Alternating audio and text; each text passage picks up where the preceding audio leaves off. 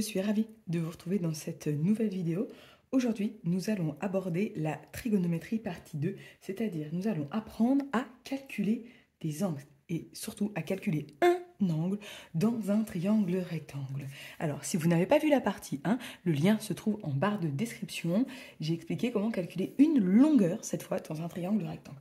La trigonométrie, déjà, il faut savoir que ça ne fonctionne que dans les triangles rectangles.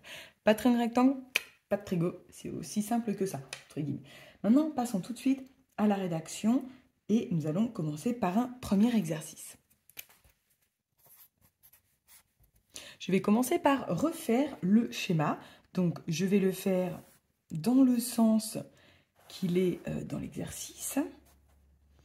Donc, BAC, 2,7 cm et enfin 3,6 cm.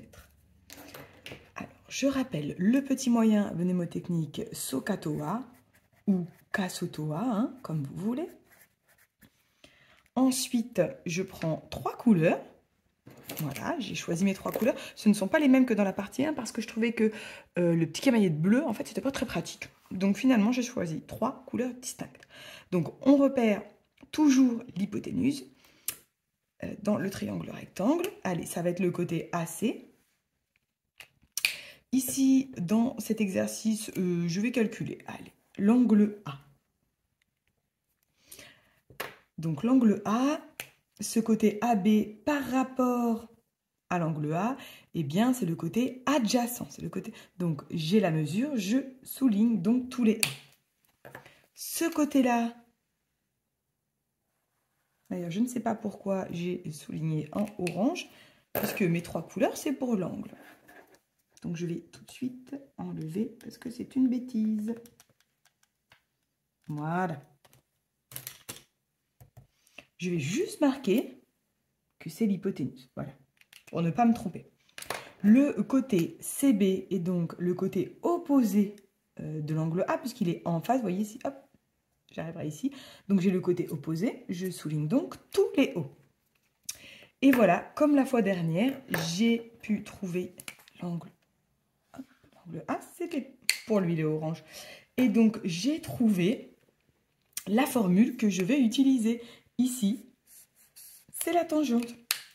La rédaction se fait exactement comme la partie 1, mais je vais la rappeler ici. Alors, dans le triangle, cette phrase est obligatoire dans les devoirs, dans les exercices et le jour du brevet.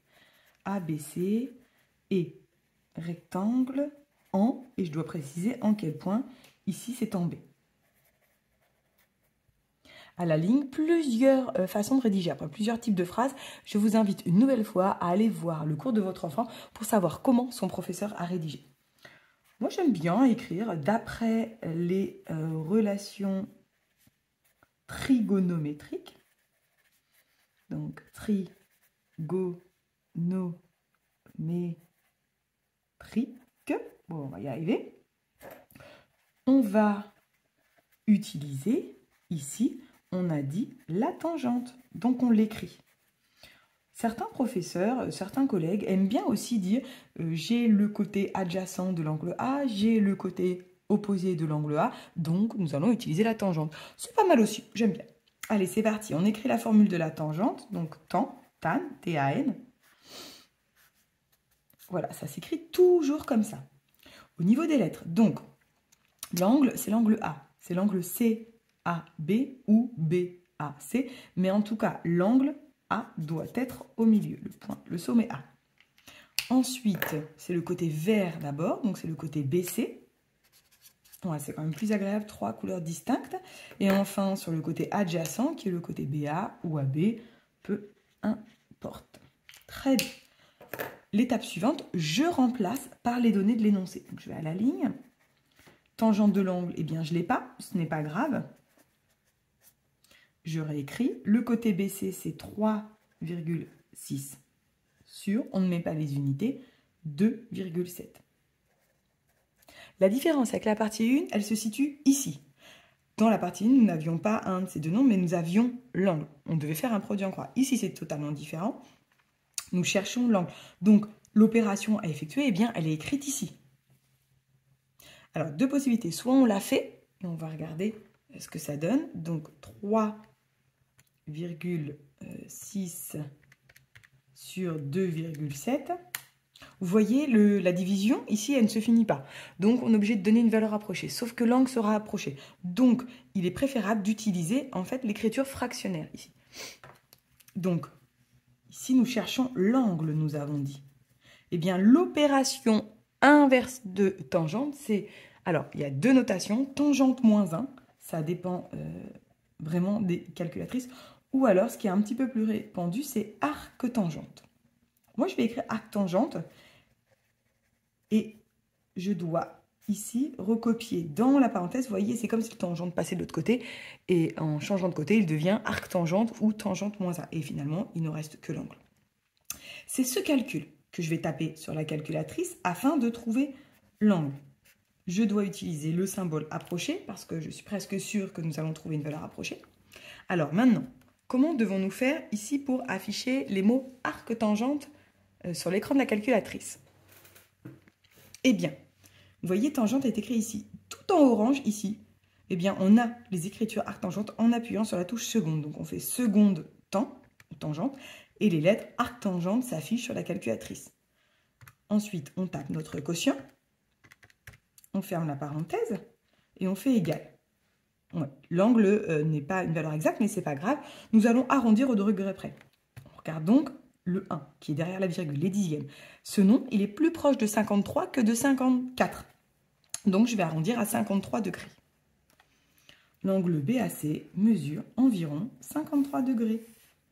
Et voilà, j'ai terminé. Nous allons faire tout de suite un deuxième exemple.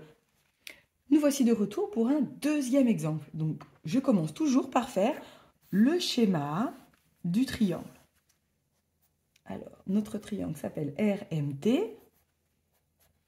Il est rectangle en R. On a le côté TM qui mesure 5 cm et le côté RM qui mesure 4. Nous allons calculer cet angle M. Je marque le petit moyen mnémotechnique. On peut le marquer au brouillon d'ailleurs. C'est qu'à toi. On repère donc l'angle, c'est l'angle M. Alors, quelle couleur j'avais utilisé de l'autre côté? Ok, bleu et vert. Très très bien. Allez, je prends deux couleurs. Alors, le côté TM, eh bien ici, il est en face de l'angle droit, c'est donc l'hypoténuse. Je vais souligner tous les H.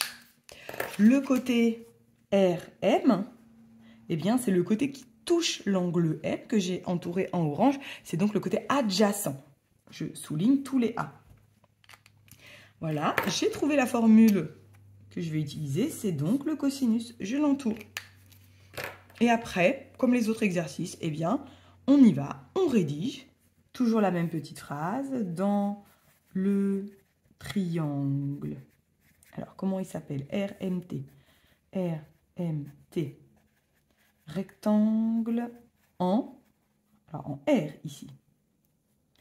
D'après les relations trigonométriques, ce n'est pas facile.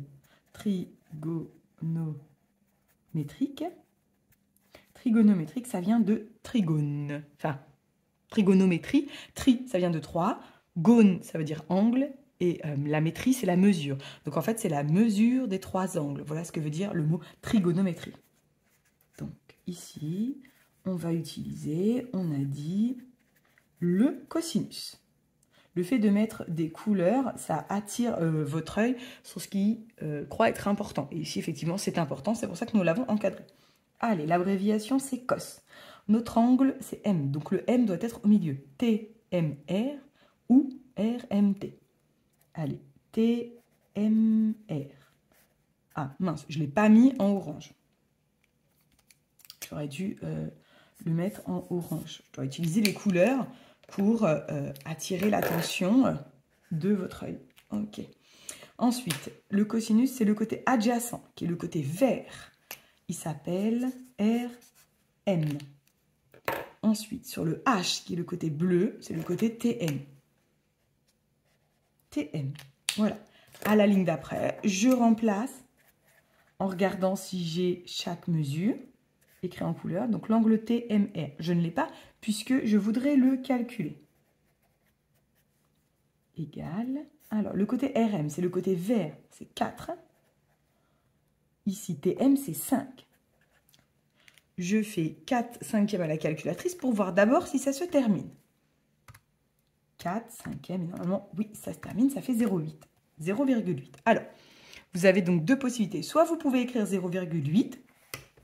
Moi, je vais faire la technique de tout à l'heure, comme ça, à chaque fois, je ne tape pas ce calcul. Ça permet de réutiliser la valeur exacte. Ici, pas d'importance, parce que 4 cinquièmes se termine. Moi, je veux seulement la valeur de l'angle, je ne veux pas la valeur de cosinus. Donc, il passe de l'autre côté. Comme tout à l'heure, deux notations, cos moins 1 ou arc, comme un arc. Et puis après, on tape le mot cos. Il y a deux C, un C pour arc, un C pour cos. Arc cosinus. Donc arc cos, toujours de cette fraction ici. Et c'est ce calcul que je vais donc taper à la calculatrice. Alors, voyons voir. Donc, la touche cos est ici. L'arc cos est en orange juste au-dessus. Je dois donc appuyer sur seconde cos. Et vous voyez, arc cos s'affiche à la calculatrice. Nous avons dit de 4 cinquièmes. Je ferme ma parenthèse, je fais égal. J'ai de nouveau une valeur approchée. Je vais l'arrondir au degré près. Donc les degrés sont donc la partie qui est à gauche de la virgule. Pardon. Je regarde le 8. Eh bien, ce nombre est plus proche de 37 que de 36. Donc, je vais arrondir à 37 degrés. J'écris ma réponse. TMR. Environ égal parce que ce n'est pas une valeur approchée. Attention à tous les symboles mathématiques. Et nous avons dit 37 degrés. Et voilà, l'exercice est maintenant terminé. Si jamais vous deviez faire le calcul du troisième angle, vos enfants auraient deux possibilités. Soit refaire une petite relation trigonométrique avec un cosinus, un sinus, tangente. Ou alors, on pourrait utiliser la somme des angles dans un triangle. La somme des trois angles est égale à 180 degrés. Petite propriété de cinquième que parfois les élèves oublient, mais en fait le jour du brevet qui peut être parfois utile ou pendant l'année de quatrième ou pendant l'année de cinquième. Voilà, j'espère que vous avez un petit peu mieux compris les relations trigonométriques. Je vous invite toujours à prendre 3 couleurs, à marquer le petit moyen, à souligner, à retrouver. Et après, tout se déroule. Voilà, moi je vous dis ciao ciao et je vous retrouve dans une prochaine vidéo. Bye bye.